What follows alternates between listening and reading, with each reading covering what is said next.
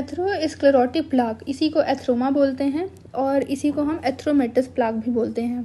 ठीक है, तो ये मोस्टली कहाँ होता है? कोरोनरी आर्टरी, इलास्टिक आर्टरीज में, मतलब कोरोनरी आर्टरी, एओर्टा और इलियक आर्टरी। ठीक है, अब हमें पता है ये क्या है, आर्टरी है सपोज, तो इसका मैं इतना सेक्शन आपको इनलार्ज करके दिखा रही हूँ। ठीक है, तो हम इसको अब देखते हैं डिटेल में। देखिए यहाँ पर ये वाला साइड ल्यूमेन साइड हो गया, ल्यूमेन, ये हो गया इसका ट्यूनिका इंटरना, ये वाली लेयर होगी ट्यूनिका मीडिया और ये वाली लेयर होगी ट्यूनिका एक्सटर्ना। ठीक है, इंटरना, मीडिया और एक्सटर्ना। अब देखिए हम बनाते हैं वही चीज़, सपोज ये है, हो गई आपकी एंडोथीलियल सेल्स। ठीक है, देन उसके बाद क्या आएगा, ट्यूनिका मीडिया इधर है और ये वाली हो गई ट्यूनिका इंटरना और ये नीचे हो गई ट्यूनिका मीडिया, उसके नीचे मैं नहीं बना रही हूँ। ठीक है, ट्यूनिका मीडिया में क्या है, स्मूथ मसल सेल्स हैं। ठीक है, अब हमने पैथोजेनेसिस में देखा था कि यहाँ प्लेटलेट एग्रीगेट होती हैं और मैक्रोफेजेस एग्रीगेट होते हैं, मोनोसाइट एग्रीगेट होते हैं और लिम्फोसाइट एग्रीगेट होते हैं। और इसके बाद क्या होता था कि परमिएबिलिटी हो जाती थी, जिससे यहाँ थोड़ा स्पेस हो जाता था और ये मैक्रोफेजेस एंटर कर जाते थे और वो यहाँ एंटर करके आ गए सपोज। और फिर क्या होता था, LDL भी एंटर होता था। ठीक है, और क्या होता था, यहाँ पर से जो मतलब मैक्रोफेजेस इनको इनगल्फ करते थे और फोम सेल बनाते थे। तो सपोज ये है मैक्रोफेज, ठीक है, और इसमें क्या आ गया है, बहुत सारी फोम लिपिड आ गया है, तो वो क्या बना लिए, फोम सेल बना लिए। फिर क्या होता था, स्मूथ मसल सेल्स भी मीडिया से एंटर करती थी इंटीमा में, तो ये स्मूथ मसल सेल हैं। फिर ये प्रोलिफरेट होती थी और ये भी क्या करती थी, LDL को इनगल्फ कर लेती थी। तो अब इन्होंने भी LDL को इनगल्फ कर लिया। ठीक है, अब क्या होता था, यहाँ काफ़ी सारे ग्रोथ फैक्टर्स रिलीज होते थे, एंडोथीलियम और प्लेटलेट एग्रीगेट होती थी और उनसे भी ग्रोथ फैक्टर्स सिक्रीट होते थे।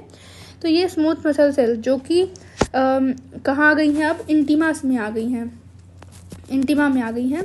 वो स्मूथ मसल सेल जो इधर एंडोथीलियल साइड में ज़्यादा प्रेजेंट है। देखिए कुछ स्मूथ मसल सेल आपके किधर हैं, मीडिया साइड में है, और कुछ यहाँ से माइग्रेट करके इंटीमा में गई और इंटीमा में भी कुछ यहाँ गई, कहाँ, एंडोथीलियल के जस्ट नीचे।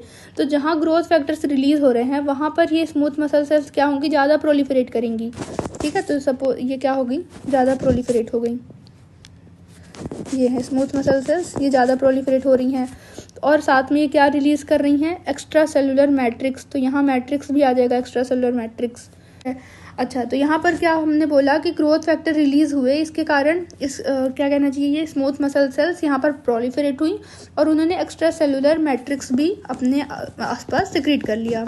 तो इसे हम बोलते हैं फाइब्रस कैप। क्या बोलते हैं, ये फाइब्रस कैप। ठीक है, तो ये मोस्ट आइडेंटिफाइंग फीचर है एथ्रोमा का। तो अब आप अगर देखो कि क्या क्या है एक एथ्रोमा के अंदर, ठीक है, तो यहाँ पर एक फाइब्रस कैप है, उस फाइब्रस कैप में क्या है आपको दिख रहा है, स्मूथ मसल सेल हैं, एक्स्ट्रा सेलुलर मैट्रिक्स है। यहाँ से जो मैक्रोफेजेस माइग्रेट कर रहे थे तो वो मैक्रोफेजेस भी फंसेंगे, तो मैक्रोफेजेस, फोम सेल, ऐसा तो है नहीं कि कोई एकदम डिमार्केटिंग लाइन है कि उसके नीचे स्मूथ मसल सेल होंगे और इसके नीचे मैक्रोफेजेस, नहीं, सब इधर उधर फैले रहते हैं। तो यहाँ पर भी क्या होंगे, मैक्रोफेजेस भी होंगे और क्या बोलते हैं, लिम्फोसाइट होंगी, फोम सेल्स भी होंगे। और अभी हमने बोला एक्स्ट्रा सेलुलर मैट्रिक्स, तो इसमें कोलेजन और इलास्टिन होगा। ठीक है, इसके अलावा क्या होगा, प्रोटियोग्लाइकन होगा, प्रोटियोग्लाइकन। ठीक है, ये होता है नेक्रोटिक कोर, नेक्रोटिक कोर।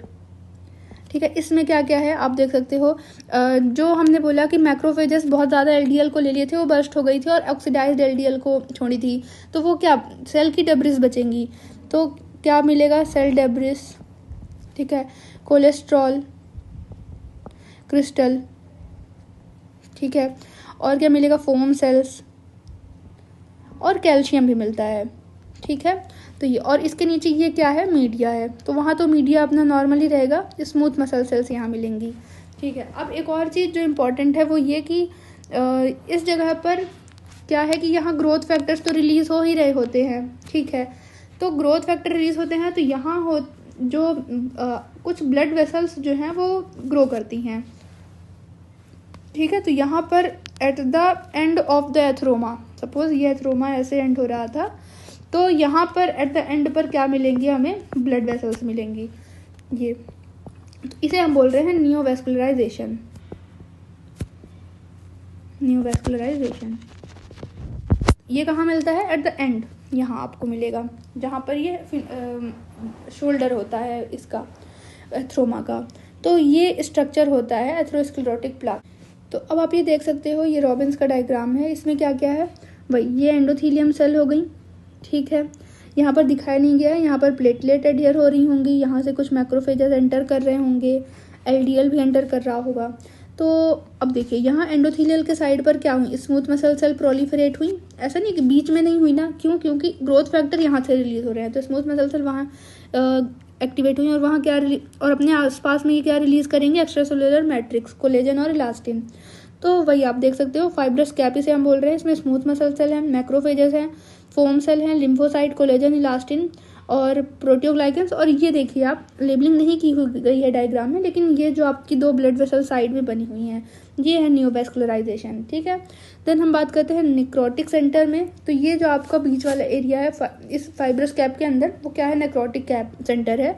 उसमें क्या क्या है, वही सेल डब्रीज हैं, कोलेस्ट्रॉल के क्रिस्टल्स हैं, फोम सेल्स हैं और कैल्शियम है। और इसके नीचे क्या है, मीडिया।